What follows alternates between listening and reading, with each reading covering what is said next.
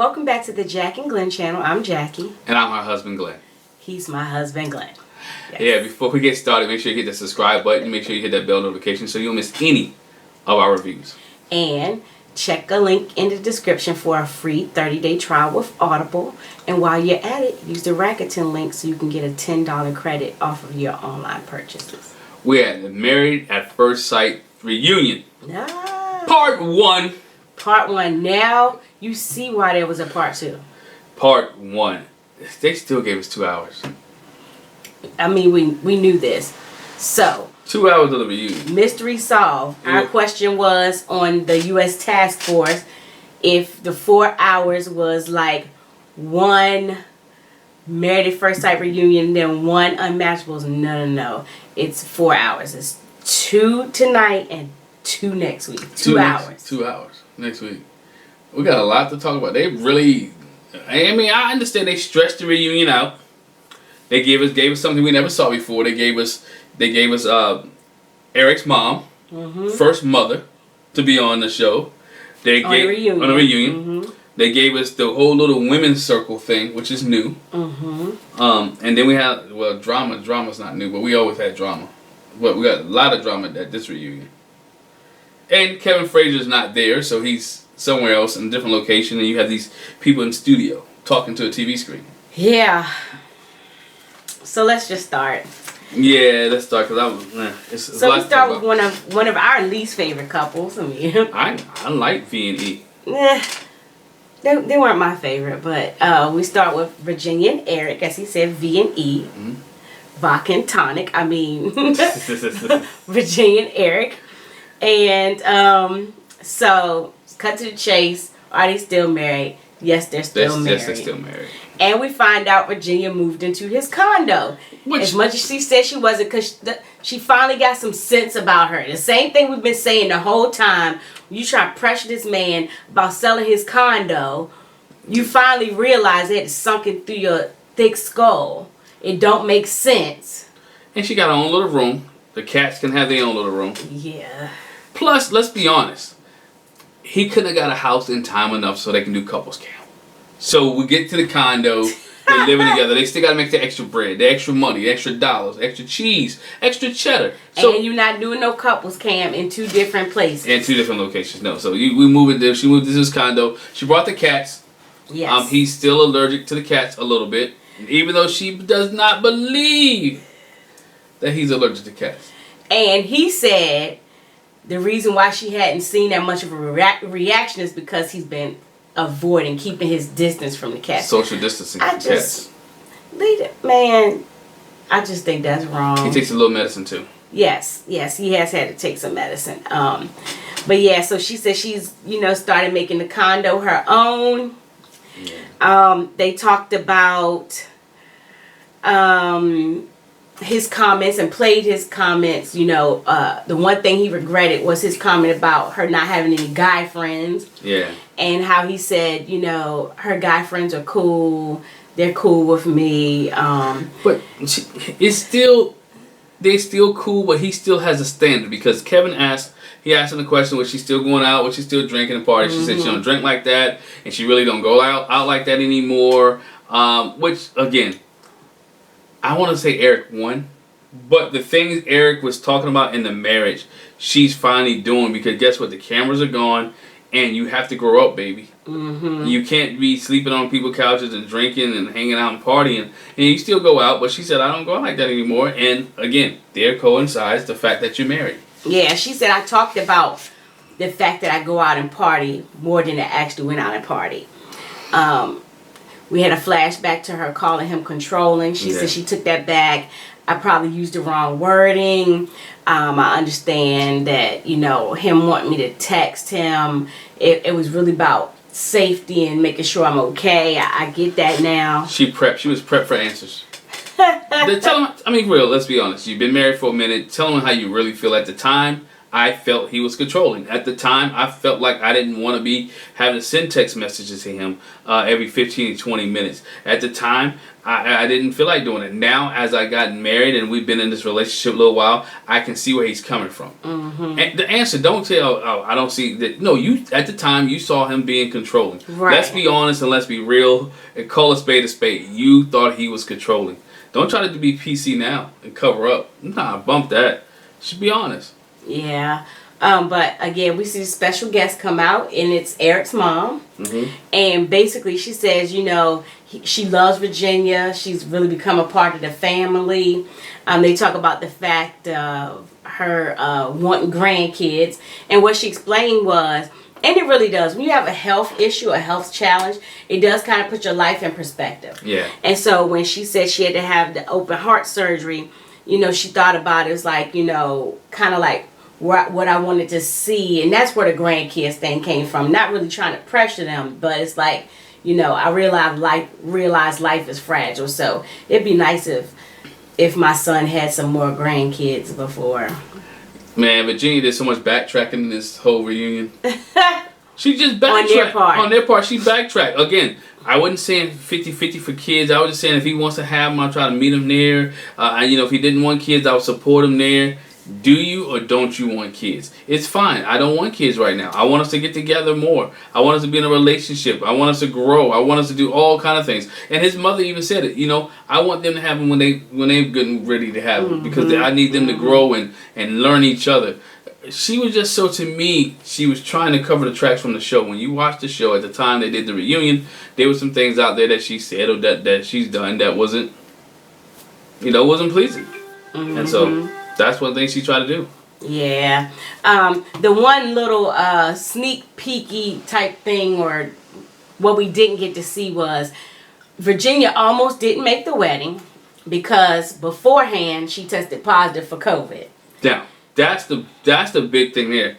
I was asking, and y'all can help me out. If she would have stayed positive for COVID, would Eric not been on the show? Would they have found somebody else to match with Eric? Or would it be down to 4 couples? That's the question I want to know. What I said was, they probably would have gone down to 4 couples. Who they matched is who they matched is.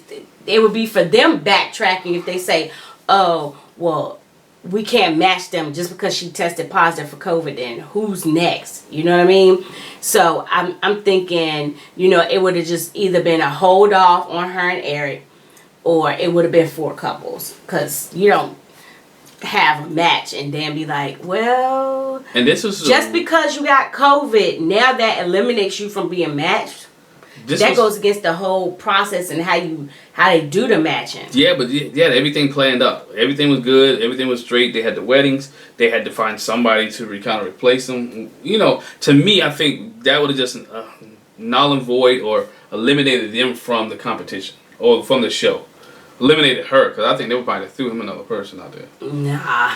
But come to find out, she said she took multiple tests after that, and the determination was that it was a false positive. The first COVID test she took out. She found one to say it was negative. She went somewhere and they found who was that was negative. She was on a Nick Saban plan. Or it wasn't them NFL coaches or sports athletes where you can just go keep getting tested until you find the one that says negative. Yeah, I kind of question that, but hey, each his own. It is what it is. It is what it is, and they got married, and they're still together. They're still together. It's working. It's working for them, and so which is good for them. Eric, you know, says working. He said he got some things to work on. Virginia, this is what I did like Virginia said. She says, there's no perfect marriage. We got things to work on. It's not perfect. Our marriage is not perfect. We have issues. We have problems. And we're trying to work through some of our issues and problems. Has it been all bad? No. Has it been good? Some been good? Yes. Mm-hmm. So I'm not mad at her for that because she's being honest. Unlike some people. Because Clara and Ryan, their marriage is perfect. They never have problems. They never have issues. Well, no. Since you touched on that, we'll go to them next. And Ryan didn't even really say that so much, but so cut to the chase. Ryan and Clara are still married. Yes. I'm cut to this chase too. Kevin Frazier asks, has he said he loves her? And at the time, no. He says, no, I haven't. And so Kevin kind of pushed the issue. He was like, but don't you have love for her? Well, yeah, I do. Ryan goes to his thing. It's not like I have these check boxes, but you must do for why you won't say it.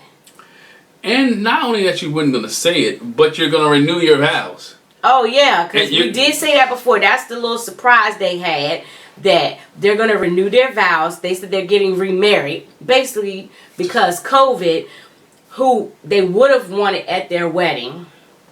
No, they didn't want COVID at the wedding. No, I'm just joking. The people... Little joke. That they would have wanted at their wedding could not be there because of COVID. Limited number of people. That's what I was saying. Got you. Okay. Jokey joke. And so they want to have a wedding where they can have all those important people at their life. And so, yeah, Kevin was like, so wait, you're renewing your vows, you're getting remarried, but he still hasn't said I love you. Like, that makes absolutely no sense. And I agree. It does. It makes no sense. And like, how long are you gonna wait? And so Kevin presses the issue. Don't you feel like your actions toward her, how you're expressing her, how you treat her, isn't that showing love to her? Yeah. So would you say you love her? He's like, yeah, I love her. And she was like, I waited for that. She said something like, oh, he said it, but he said it in his own timing. He wasn't forced to say it. I still feel like it was she manufactured. Was like, but she was like, he said it on the time, and I'm so happy he said it. I really love him. But he does, again, like I said in many reviews, but he does show me that he loves me by doing X, Y, Z. But, he's taking care of things while I'm gone. He's making sure things are straight while I'm here. He fills my car with gas. He takes care of Miska. He takes care of Miska. He's doing all the things.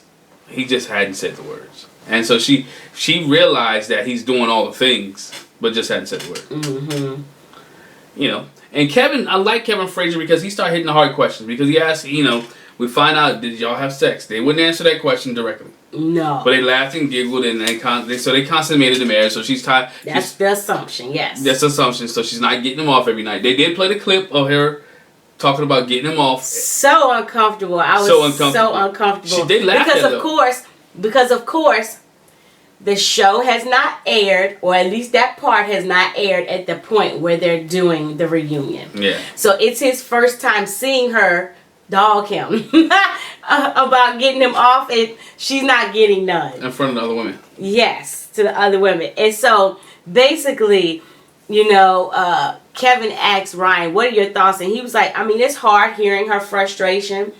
But I can't change how she felt about it. How she felt is how she felt, Yeah, he was so political about it. This guy is and he's polished for TV. He's giving the right answers. He's giving it in a way that you're not really digging into what he's polished. He's just not leading you in, because even when they get to the point of they asked about the sex thing, they showed a clip about I don't know, have we? We sat on the couch, we watched TV, fell asleep, watched TV. What? Oh, is it just a yes or no? Well, then Kevin asked, were you a virgin? They showed the clip of Dr. Vivian and said he was a virgin. He said, nah, I wasn't a virgin. They both laughed at that. And he was like, I'm sorry, Mom. Dog, I believe your mom probably knew that you wasn't a virgin. Your mom probably know that you're not. Your mom probably know you're not a virgin right now. So it's okay. It's okay. She can't ground you. She can't put you back in your junky room. It's okay. So he's, like I said, he's answered the questions just to give you just enough, which I see why they're not doing couples cam. You talking about boring? Yeah. They don't want to check that bad. And I don't think couples cam or Married at First Sight franchise, whatever, want them on that. They're boring. Yeah. I like them, but they're not going to give you anything. Mm-hmm. The one thing that Kevin also talked to them about is how through the season, Clara talked about how she speaks her mind and she doesn't hold back, and how have you all been able to handle that? And basically Ryan was like, we're both like that. Mm-hmm. We deal with issues. We talk about and confront issues. We obviously don't do that on camera, but neither one of us pull any punches when it comes to that. And they had arguments, they had discussions, they had conversations. Again, they made a pact. that we're not going to do that. We're going to show this on camera. This is what we're going to show. If we have a disagreement, we're going to wait till the production team leaves. We're going to wait till the cameramen call it a night. And we're going to hash our issues out in the middle of the night. We're going to hash them out in the bathroom. We're going to hash them out in Miska's house. Whatever the case may be. Not Miska's house. But we will not hash them out on TV. And that's why you never saw Clara and Ryan have an argument on TV. Mm-hmm. Because they was having these conversations and discussions when production was gone. Mm-hmm. And it shows that both of them have enough composure to follow the rules. They loved each other enough and to wait until production was gone. Which makes for us boring. Us as a fan makes boring TV because we knew there was some. It defeats the purpose of being on reality TV if you're going to try to craft your image and do what you want to do on the camera. Some things you don't want them to see, and they're not the only couple that have done that. Like Sheila and Nate said that it was certain things they wanted to do on camera and certain things they didn't. Mm-hmm. Yeah, Miles and Karen. It's been a few couples just. But it makes them. Again, here's the lying aspect of it. Every time that the therapist will ask you, "Well, how would you rate your marriage?" They say 10 out of 10. There's no perfect marriage. Pastor Cal said it, Dr. Viviana said it, Dr. Pepper said it. There's some issues in your marriage. If it was nothing else, just a sex thing, that's the issue. That takes your 10 out of 10 to a 9 out of 10. You know what I'm saying? A 9.5, whichever way you rate it, but it's not a 10 out of 10, and that was my issue. Don't act like everything is perfect in your marriage when we see one scene that you're not, and it really is. And you can't even say I love her, you know? Right. Oh, you can't even. You sexually frustrated. That's a problem in your marriage. But they're doing well now. So, they're doing well now. They moved in. She's adjusting to living with Ryan, and Ryan home becoming more homely.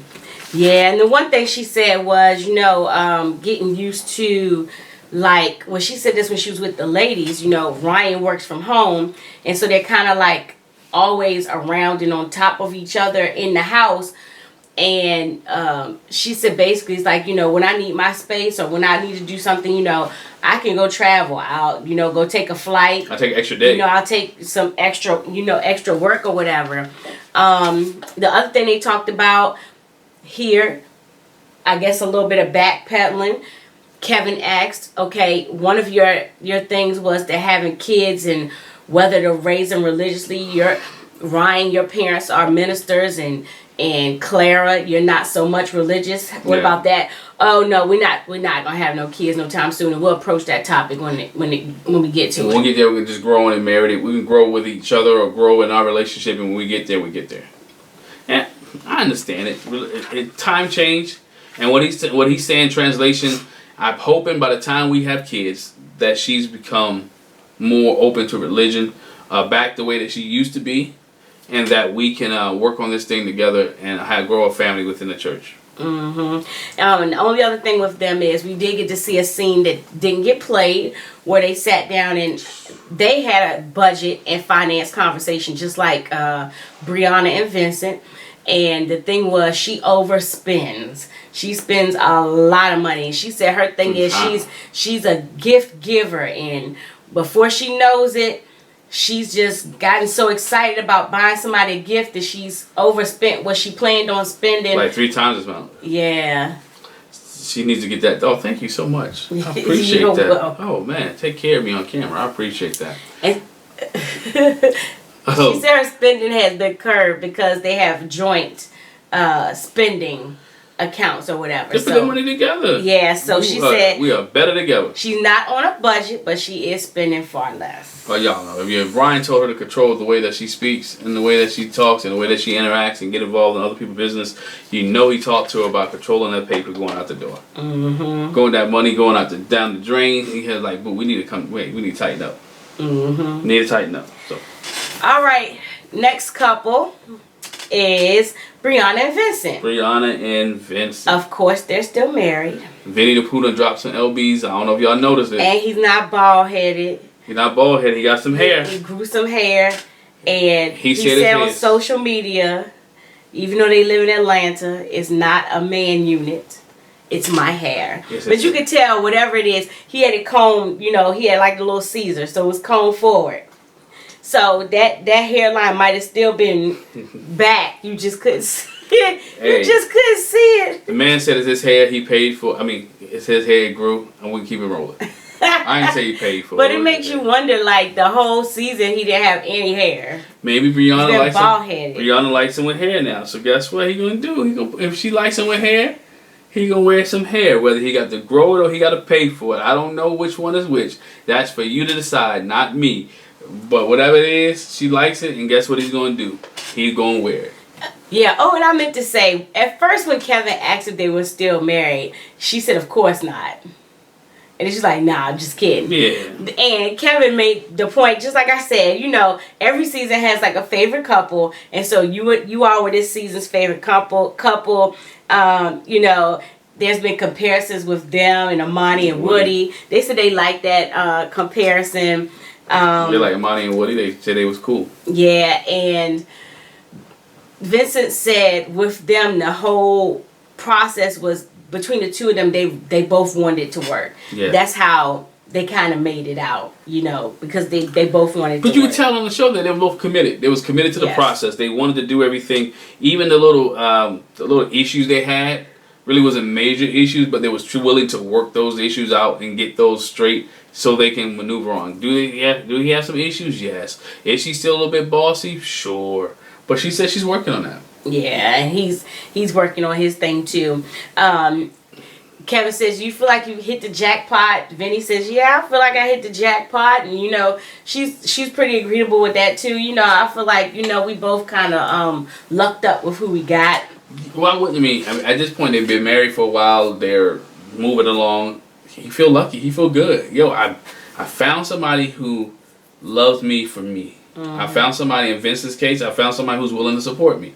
In Brianna's which case, he says later. And in Brianna's case, I found somebody who's able to let my hair down at home, and I don't have to be the boss chick at the house. I can be who I am at home, and I can be the boss chick at work. Of course, they had the conversation about where they're staying.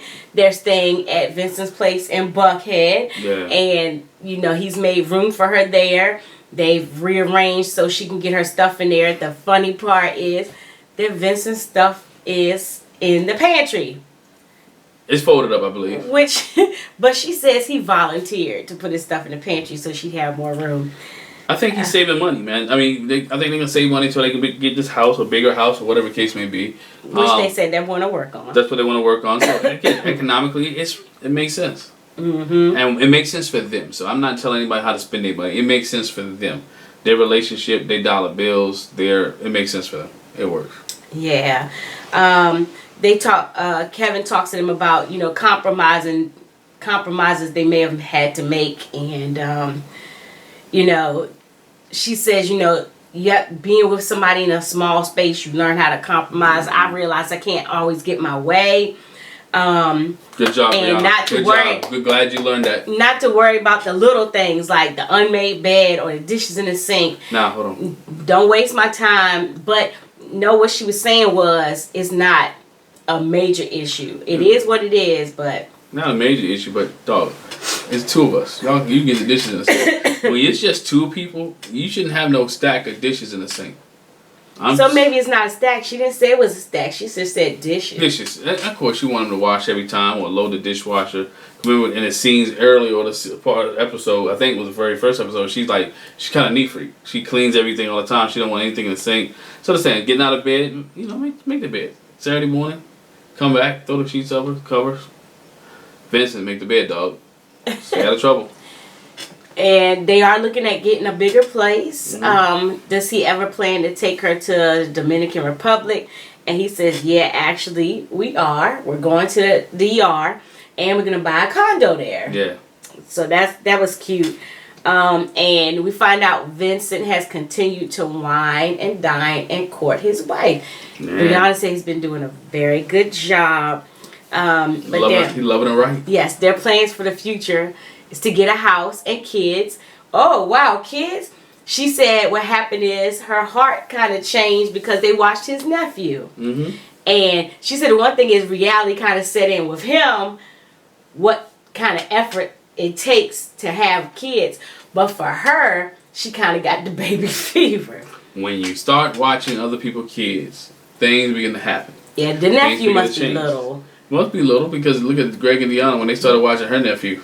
She got the baby fever. Yeah, I mean, but they had already talked about it anyway, and they kind of had a firm plan. Yeah, but baby fever, when you start watching other people's kids, that baby fever kick in, and you next thing you know, you having your own kids. Yeah. One thing about having somebody else's kids, you can always give them back. Mm-hmm. You can't give yours back. Can't give yours back. Ain't no refunds on that. They talked about the bossy comment. They talked about him being sensitive, and one thing that he shared was, okay, first of all, he said he really didn't take it up as a bad thing with her being bossy. He really didn't, because he understood what kind of career she's in, right. And so how she has to carry herself, and it's also a matter of just knowing what you want and being firm about what it is that you want. That he takes it as a point of pride that she's in the industry that she's in, and that she's a boss chick, basically. The one thing, when we talked about his sensitivity and his like embarrassment or whatever, that he shared is, he said, I really grapple with anxiety issues. And he was like my anxiety was on 10. It was on 10. I can imagine with all the cameras stuck in your face and all the other stuff that's going on, and you're not feeling comfortable in your own clothes, you're not dancing right, or you're scared of the horse. You become very anxious. Yeah, and he said, and then you want to impress your wife. I mean, right. Your girlfriend. You want to impress her. She's new. Wife, not girl. Well, wife. Excuse me. You want to impress your wife, and it becomes overwhelming. And some people can't take the pressure, especially if you already have issues. We saw Brandon couldn't take the pressure. Nah, he did say, I did overreact, but like you said, it was a matter of not want to be embarrassed. You're concerned about how you're gonna look on TV. What are people gonna think about you? Cameras in your face, all day long. But the one thing he could say is, since she was privy to the fact that he had anxiety issues, that he appreciated the fact that she had his back. She was comforting to him, and he says he's grown with that. He's been able to relax and calm down a little bit. She's helped him with that. So which is good, because now we know Miles had some issues last season, and some people didn't like the way that Karen helped him with his, or the lack of help. Right. It depends on who you talk to, but we see Brianna walking through and working through with Vincent with his issues, which is good. You got to be able to have when you take those vows for richer for poor, for sickness and health, and death do you part. That is what it means. When I have an issue, you help me out, and we get to this thing together. Yeah. So for their little bonus scene, we find out that Vincent had coached Vincent's boot camp, where he had a little exercise boot camp. He even had bottles with labels on it that said Coach Vincent's boot camp. Yeah. Real cute, because even though we saw a little pudge on Vincent and his clothes might have been a little tight, he said, working out that's a lifestyle thing for him. Yeah. So he really wanted to kind of get Brianna into it, and Vincent lost some lbs. It was cute. Last thing with them, because we know that Vincent had been trying to teach, or had been teaching Brianna Spanish, Kevin had a little quiz for her, or a test for her, and she missed one flat out. The other one she would have missed, but Vincent helped her out. So she's got a good base of her Spanish, how to say, I love you, and beautiful, and how do you say smile, and I have to go to the bathroom, what is dance, and I passed all that myself too. Oh, you did? I love you. Did. Te amo. Te amo. See, yes. You got see, and she did my favorite. If you ever take a Spanish class before, and I'm sure you could do this in any other language too, the phrase you need to learn is, when your Spanish teacher makes you speak Spanish all the time, you learn how to say, "Como se dice blank en el español?" That's the easy, and she learned it. She said, she looked at him, she said, "Como se dice," I think it was smile en el español, and that's what he said. So that was cute. She passed the Spanish test. Yep, she did better. She did better than me. Yeah. No, not. I mean, I believe you could get some things. I get some things. You could get some things. I took German. Yeah, he wasted his time and took German. I took German. Where you going to use German at? Ich spreche Sie Deutsch. Where you going to use that at? except Germany. I can go to Wisconsin and use that. No. There's places I can use German. I'm sorry. There's places I can use German. Not as many as where you can use Spanish. You're correct about that. But go ahead. Anyway, so then we see, like you said, this out of the ordinary scene. We get to see Kevin talk to all the ladies. Yep. And they talk about how even in this process they came in from Married at First Sight, but they ended up getting some new sisters, developed some new friendships between all of them, you know, because they're all in this situation together that only few people from other seasons would be able to relate to, but not there specifically. They're the ones in this season. So, it's a small brotherhood, sisterhood. When you talk about that group, it's very small. Yeah. You know, it's very, very small. So it's... Yeah.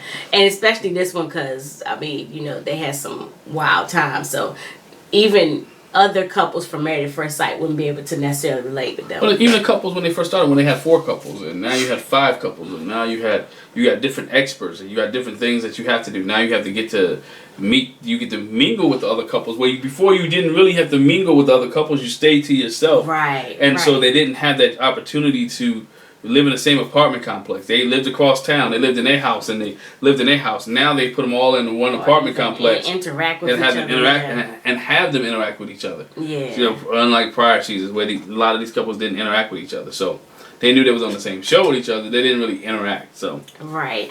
They have been able to share texts between each other to give each other encouragement. Mm-hmm. And they actually went on a trip to Mexico. Clara wasn't there. She wasn't able to make it. But they talked to Clara again. Have a flashback to the bachelorette party when they were talking about sex, and I wonder if the guys are gonna be able to have such a open conversation about sex, which we know Ryan didn't, but Clara said that Ryan actually is not uncomfortable talking about sex. He's just uncomfortable. He talks about it off camera probably more than she does. Yes, and they just don't. Yeah, I'll leave that alone. Again, she's very image conscious on the camera. And they made agreements about the stuff they were going to talk about. Again, why sign up for the show if you're going to be image conscious on the camera? You know what? As much as I'm going to get off topic a little bit. As much as we look at Chris and see how he wanted to kind of form the narrative, you know, what he was going to do, take your mic off, this, that, and the other. Ryan did the same thing. Ryan controlled the narrative. He just wasn't as aggressive as Chris was. And I think that's the problem. People don't like the fact that Chris was too aggressive with it. And we'll see. Haley did the same. Haley is Chris. Yes, but just a female Karen form. It's just a female form. Same thing she talked about when we get to her in that little sister circle. She said she wasn't attracted to Jacob, physically or emotionally, and she just tried to have sex with him to see if it worked. Same thing Chris did with Paige. Did. She said that. She says, you know, Kevin was like, so, you know, y'all had a little sex thing. Was it just you just didn't connect? And she was like, yeah. I wasn't connected to him emotionally.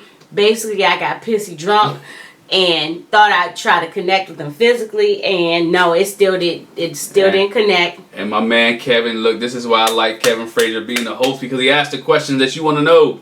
He said, well, based off, you know, social media and all that, they want to know, was the sex, he didn't say trash.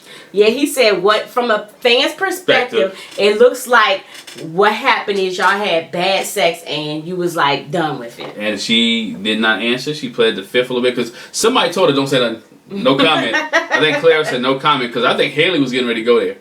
Haley was getting ready to say, you know what, Jacob, your stuff was whack. But nonetheless, she didn't go there, and you just can imply what she meant.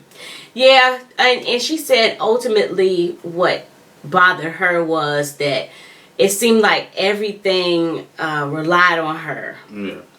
You know, everything that transpired and everything that, you know, tried to work out, it all relied on her. Yeah, like she had to do everything. Yeah, which okay. I didn't see. I'm sorry. If it did, I need to see that footage because I didn't see it. It seemed as if Jacob was trying so much Now, she did go buy him some clothes, but that was after a friend. So if she tried to do all this, I need to see, because they gave her a real bad edit the whole season. But I guess the thing is, it should rely on you because you're the one that lacked the attraction. It should be on you to, you know what I'm saying? Oh. What can I do except not be myself to try to make you like me? I put the clothes on that you bought. I modeled them and I wore them in other scenes, you know what I mean? But I'm having conversation too with you as well, but you're the one that said you feel uncomfortable, so I'm trying to make you feel comfortable. So I want you to lead some things. I want you to talk to me. I want you to have interaction with me. And just from a man's perspective, a man will only go so far. He'll get tired. Mm-hmm. Keep trying to do this. Keep trying to get a reaction. He'll just shut down and stop. And I think Jacob got a point where he just shut down and I'm not doing nothing. Well, but he said it too at the decision day. He said basically, I felt like she was shut down and her family was like, when she gets like that, give her space. And so that's what he did. Mm-hmm. He was like, I'm not going to push the issue. I'm not going to force you.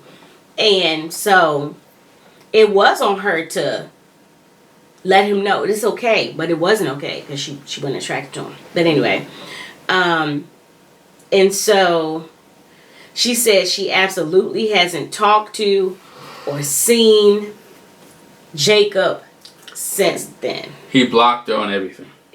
Yeah. He blocked her on Instagram. It was blocked on Twitter. He probably blocked her phone number. He blocked her on everything. She couldn't get you know what? I wonder if they even exchanged numbers, but obviously they did because he texted her when they were going to the retreat. Yeah. Anyway, so they talked to Virginia about the fact that she and Eric are in the space together, and doesn't she need her alone time? And of all people, they asked Haley, and Haley's like, yeah, of course you need it's important to have your own space and your own private time. Haley had her alone time for 8 weeks. Man. She had alone time for 8 weeks, dog. And she knows what alone time is. She's a specialist when it comes to alone time. Yeah. And Brianna says, I need my space too. Me and Vincent are in a small space. So she said what happens is I end up going out a lot. And she says he don't have a problem with it. He'd be like, okay, hey, bye, have fun, whatever. Because he realizes, because we do be up under each other all the time, just you might need your space. And I'm not offended, Yeah. And so Clara shares with the ladies at the prompting of Kevin that they're going to do their vow renewal. And everybody's all excited for her or whatever. But then we go to Paige.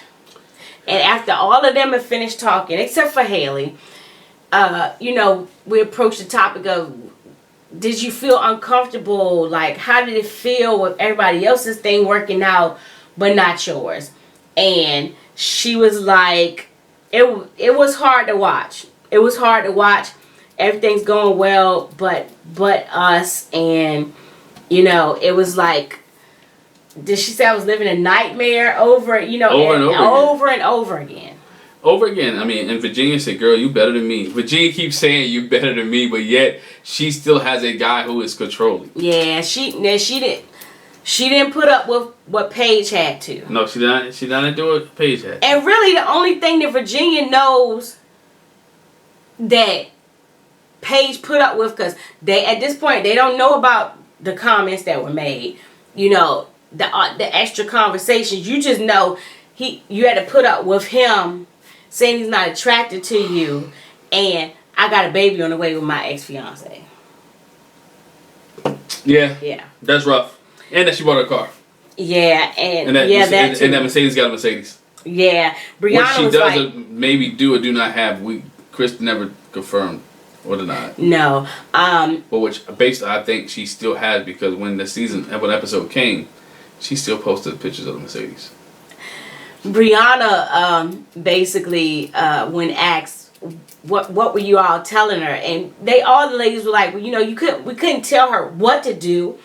Brianna was like, I was just like, that's a bunch of bull. Make sure you look out for yourself. Look out for yourself. Look out for yourself, and they just encouraged her again to look out for yourself, and you don't have to put up with but I can't tell you what to do, but you know. But I want to add there too. You know, the women were really involved in each other's relationship because they said when they saw Haley and Jake were together, they're like, "Oh, that's not gonna work." Yeah. They're like, "That's not gonna work." They already knew like Jacob and Haley wasn't gonna work because he's this way, she was this way. So they had a lot of interaction among themselves about what was working, what wasn't working in relationships, and so it was. This group of women, I think, were really close. Mm-hmm. Really close. And the one thing they did say is, you know, it was all like, why would Paige go back? Blah, blah, blah, blah, blah. And they made a point to say that it was Chris that was coming back to it. They were like, he's been engaged multiple times. Obviously, he knows what to say. He knows what to do to keep luring a woman back in. So he kept putting himself in that position where, you know, he knew what to say and do to try to reel her back in. Yeah, they both wanted that good.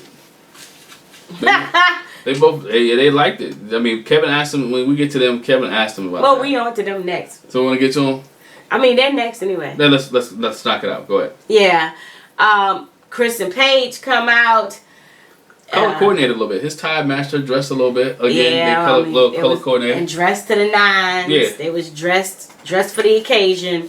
Of course, they're not together, but they did go to counseling to try to reconcile. So after they decided, you know, we don't want to be married, which is what I said anyway. That's the proof is in the pudding. If I tell you tonight that I don't want to be married anymore, but you still want to try to be with me, and I'm such this person that you say I am, that you see why we were matched, and basically what I did was beneath you as a queen, then you will put up an effort after the fact. So that goes to say he did try to put up some effort to prove I wasn't lying when I said what I said at decision day.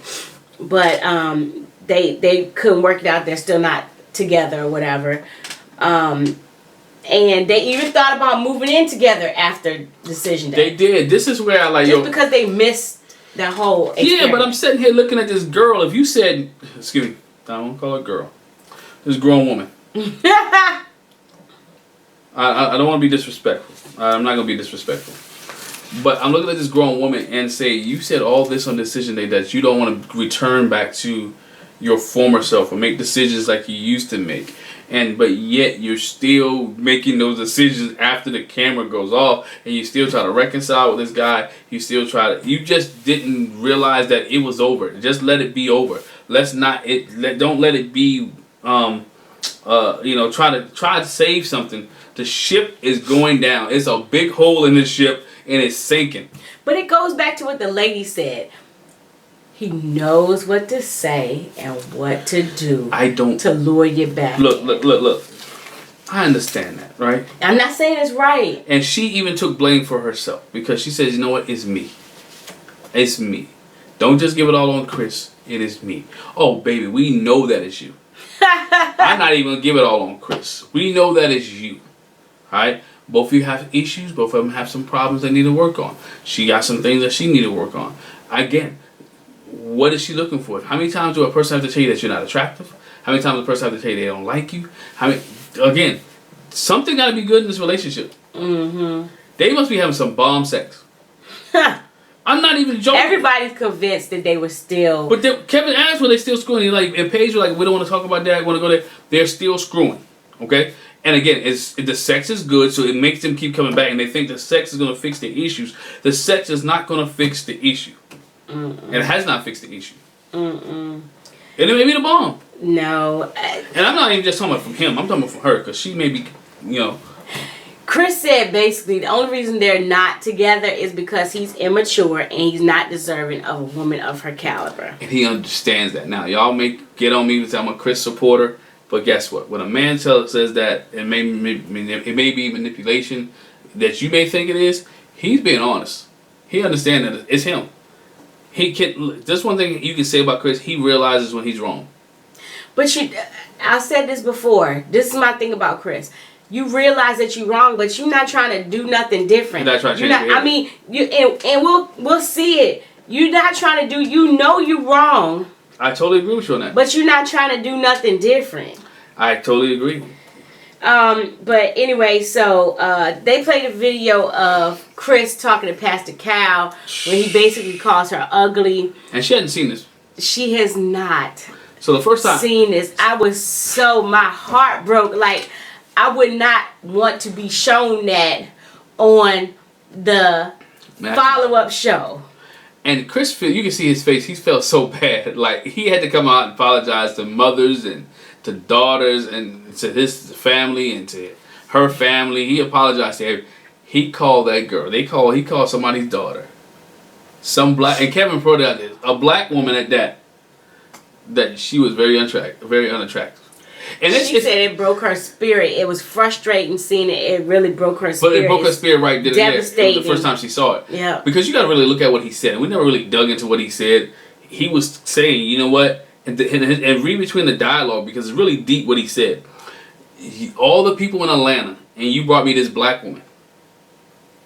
That's what it sounded like. Because he goes on to talk about other ethnicities and other races and other things that was going on. And he did say other black queens too. But he did. But he went to everything, right? But he was looking like, you brought me her. Like, how dare you? This is disgusting to me. Like, he talked to her like it was a piece of trash at that time. Now, he might have been frustrated in himself. He might have been upset. He might have been one of those moments. Might not have been having a good day. But regardless, he said it. You can't take it back. It's on tape and on camera. And you looking at this African man. You don't talk to any women about that anyway. You know what I'm saying? If Ryan would have said that about Claire, I would have still had the same issue. Mm-hmm. You don't do that. Yeah. And you talking about you don't like things on camera? That shouldn't have been. You shouldn't have said that on camera. Yeah, he said he had to. He really had to apologize to Paige's mom and her dad and her stepdad, and he said he repented to everyone. Yeah. Oh yeah. He said I repent for the inappropriate comments, but he said he apologized directly to her family. Yeah.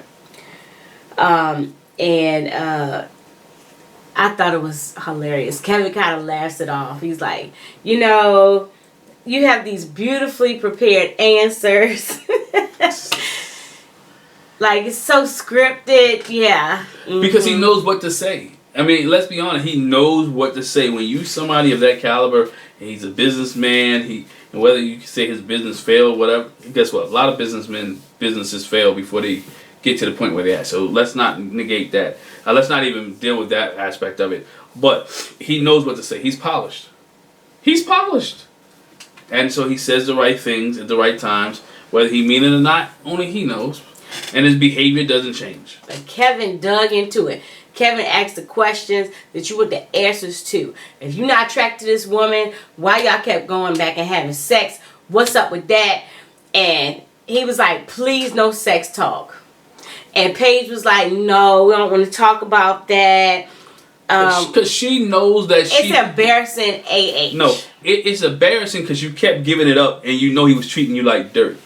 And it's embarrassing because the world, 1.6 million people, or the highest rated Married at First Sight ever, saw you have no self-esteem about yourself. Have no get up about yourself for a husband.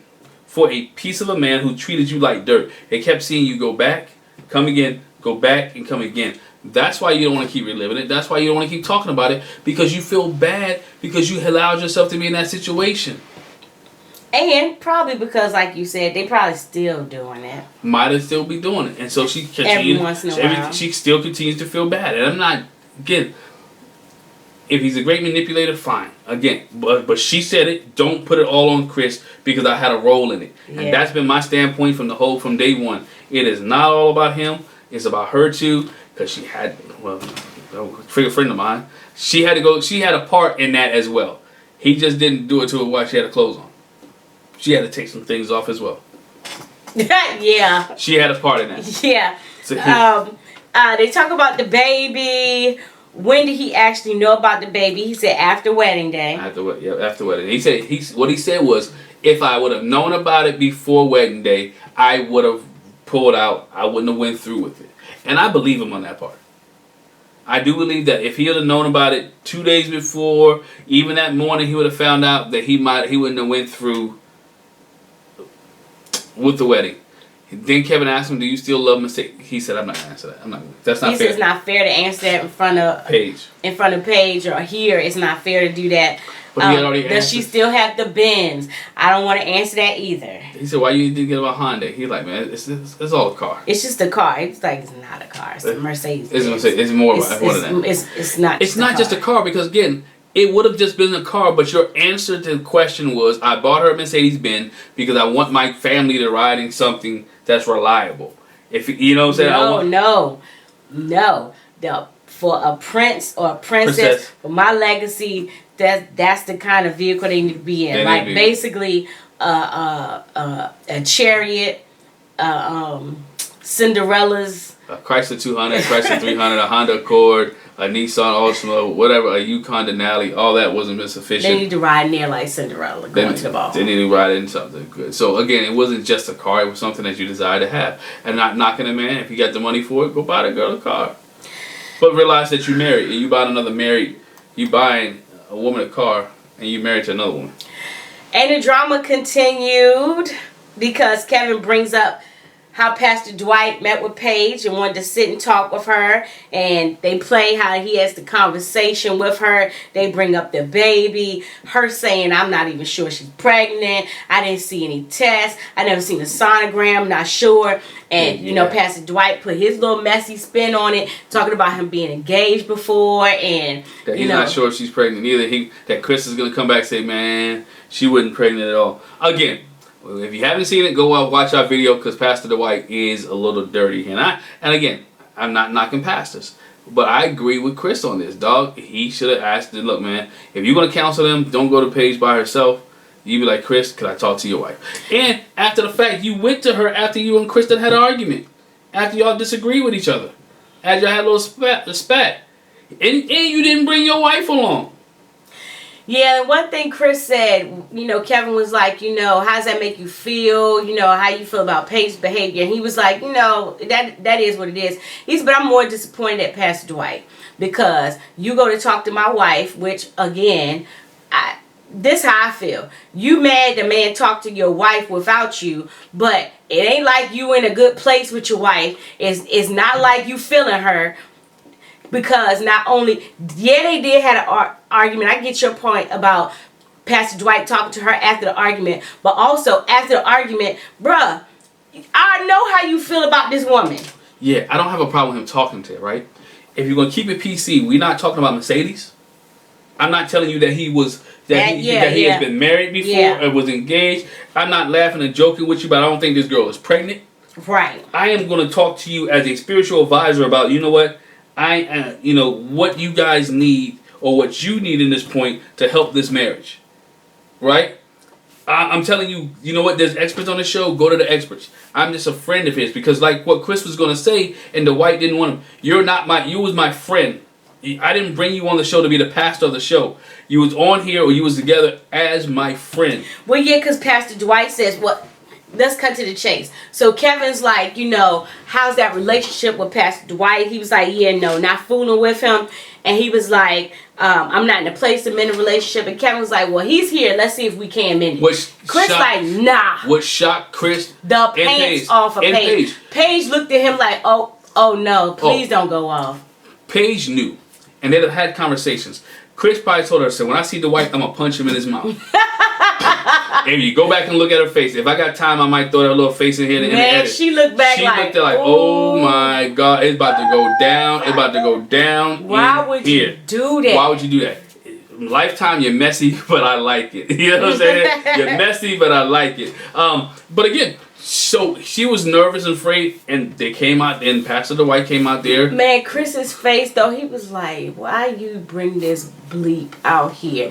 But Pastor Dwight basically was like, you know, what he wanted to say was my intentions were to be a spiritual mentor and give him guidance. And when Chris pulled back like he wasn't trying to hear it, then, you know, like he wasn't receiving it, then I was like, okay. He said, but I just want you to know, I do love you, brother. I care for you. And Chris is like, that's some bull. He said, do you want me to give the honest answer? That's a bunch of bull.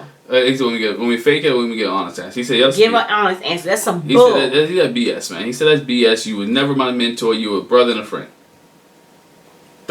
And then he states again, it was inappropriate for you to talk to Paige without at least saying something to me, not saying you couldn't talk to her. You should have said something to me. Why would I'd still say, I understand that in a perfect, in a right relationship, in a right marriage, he probably would have. I just need to know who reached out to who. No, for real. It makes a lot of difference. It makes a big difference in this whole situation. See, did Paige reach out to Pastor Dwight? Which I can say, okay, she reached out to him, so you need to be getting on Paige because she reached out to him and he just obliged her.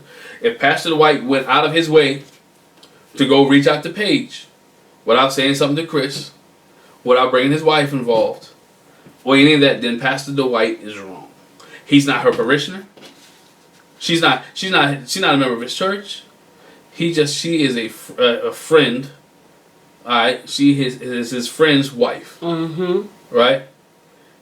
Dog, that to me, and y'all about to have a conversation about me. And I just have an issue with that. I agree. Chris is right. We had a whole video about this, we don't disagree. Give me a heads up and let me know. I have no problem with you talking to her, but just give me a heads up. So and he couldn't keep it straight on up and up. Yeah, Chris's thing too is that in the whole conversation and just the way he acted, period, he was like, you want to downplay and tear down Mercedes and just build up Paige. And he was like, I didn't think that was right. You shouldn't be, just like you said, if we're going to have this conversation, let's keep it PC. I want to talk to you about this. We're not going to get into these previous engagements. We're not going to speculate on the baby stuff. We're going to talk about the topic at hand. And that's what Chris was like, I didn't like that. He said, I ain't going to be fake. I ain't trying to mend nothing today. Paige is all like, it breaks my spirit that they're like this, and I get that too. It's like, okay, y'all were friends up until this point, and you've known him longer than you have known me.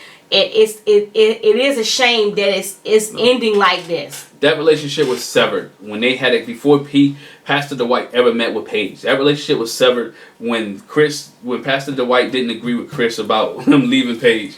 With all of them having that which we also get into. With him having that conversation. So it really has nothing to do with Paige. She's thrown in the middle just to look like they're not. To me, they made it look like two men fighting over a woman. I don't think they made it look like that. They made it look like what it was. Their relationship deteriorated, and she was just like, you hate to see that happen. But the thing, which is just like you said, how they had the disagreement beforehand. Pastor Dwight straight up says, and we've said it too. The problem is that Chris has a problem with being corrected. Yes. And on that is saying you have a problem with being corrected. I'm trying to correct your behavior. And that spirit raised up. It is. In Chris. And the spirit raised up in Chris. He was cool until that point. Then he became uncontrollable. Don't say I have a problem with being corrected. Don't disrespect me. That's bull. And Pastor Dwight's like, don't talk to me like that. Chris continues. He act like Kirk Franklin with his son. I'll break your neck. But it was bad. It was bad, but at the same time, I give my hats off to Pastor Dwight. Being called out his name, doing all that. He comes off looking clean because he didn't say because he was like, you're not going to keep cussing at me. You're not going to keep disrespecting me. He didn't try to attack Chris. He came off clean, kept himself PC, which he gets a lot of kudos because a lot of grown men, pastor or not, probably would have jumped up out of that seat, and they would have been rumbling. Chris called him out to the parking lot. Some people forgot they were pastors, that they went to the parking lot and they would have handled business. First punch, both of their suit coats would have been ripped. Probably would have ripped. Because them janks was... They slim fit. The little brooch would have came off. Don't do that. Don't do that. But yeah, Chris goes slam off. Yeah.